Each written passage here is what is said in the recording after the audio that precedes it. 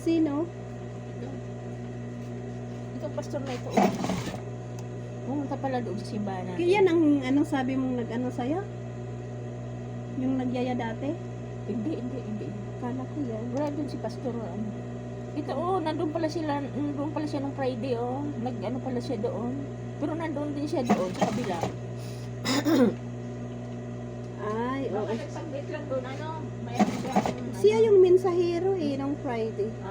Nandun din siya sa Oo, pagkatapos Oo, no. sa doon. Kasi hanggang 7 kayo. Nandun din sila lahat. Ano kasi yan sila, mga facilitators, mga teachers yan. Teacher sa Hindi pwedeng mawawala yan sila. Mga babae nandun din. Yeah. Hindi pwedeng mawawala sila doon. Nandun yung mga babae din. Dami pala nila.